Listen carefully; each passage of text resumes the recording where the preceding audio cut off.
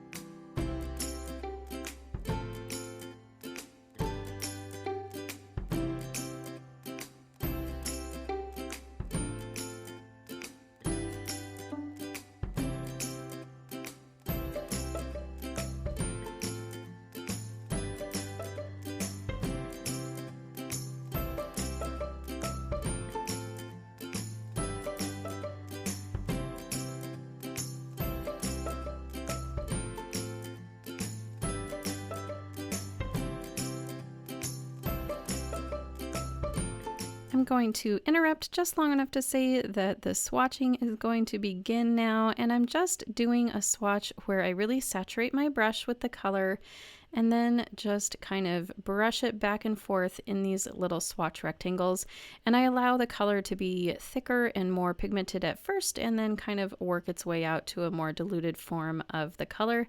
And as you can see, these are quite opaque, some of them, and so I'm so excited to go ahead and use them and create with them, and it's going to be a lot of fun. So I do see what was said about them as being a little bit like gouache, just in the sense of how opaque they are, but they're certainly a watercolor. And here I was trying to give you just a different perspective as I'm swatching. These are extremely creamy watercolors. So as I wet each one, the little puddle of watercolor that I'm making on the palette is just so smooth and creamy, and I am really, really enjoying the texture of these watercolors. So the first one you saw there was the 1960s retro watercolor palette. This is the 1970s retro watercolor palette, trying to give you a close-up here of just how creamy and gorgeous these colors are. And they are Japanese-made watercolors, but again, I purchased them from England, and this was totally a splurge for me, you guys. I never do this. I never splurge and buy the most expensive things, and this definitely did add up with shipping. The paints themselves are not horrendously expensive, but definitely the shipping was. But I had sold a few things on Marketplace and was ready to just kind of get something new to play with and to use. So I have zero regrets. It was a total splurge, not something I do all the time, but kind of a fun treat for myself during this really hard season that we are all going through together, at least here in the US.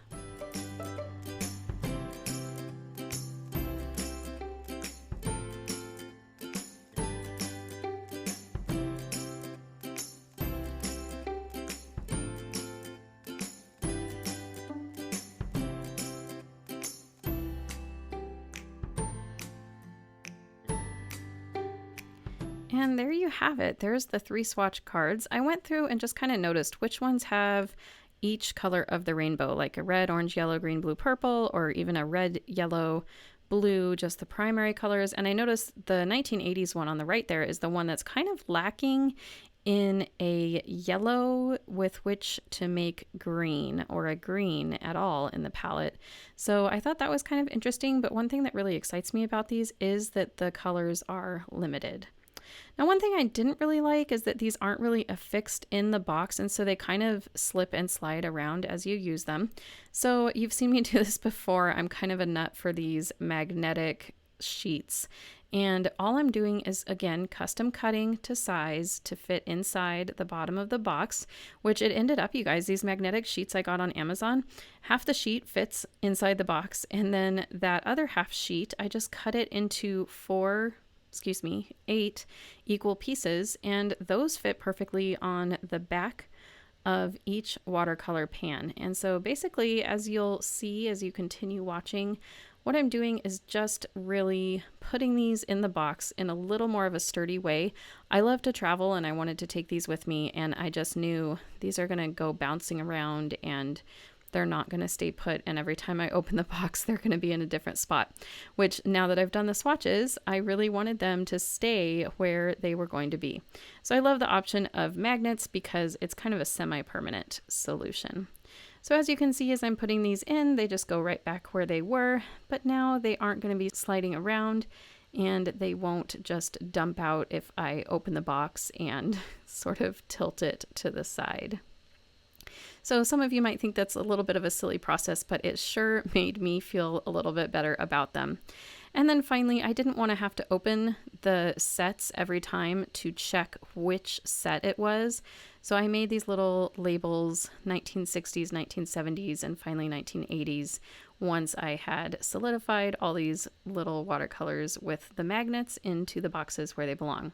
So at the end, I end up with just a really happy collection of 3 little palettes, as you'll see here in just a moment. Sit back and enjoy the process.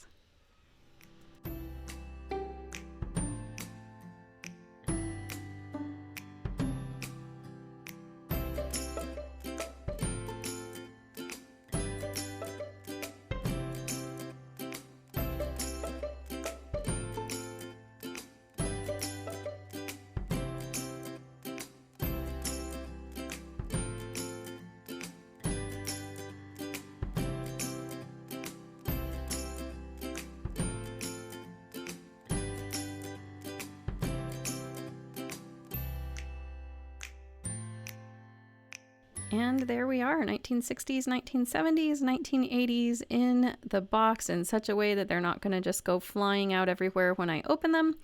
And I'm excited, you guys. I'm so excited. I've used this particular one over on my other YouTube channel where I share my spiritual art journey, and I have used some of these other ones in little pieces as well. I can't wait to use them more and more. They just are such a fun selection of colors. Let me know in the comments down below, which one's your favorite? 1960s, 1970s, 1980s? I would love to know. You can find me over on Facebook at Artsy Adventures, on Instagram at InstaArtsyBits. Don't forget to subscribe to this channel if you've enjoyed this. Give it a thumbs up. And again, if you're interested in my spiritual journey, you can always find out more about that over on my Bible art journaling channel. Have a wonderful day. Bye-bye.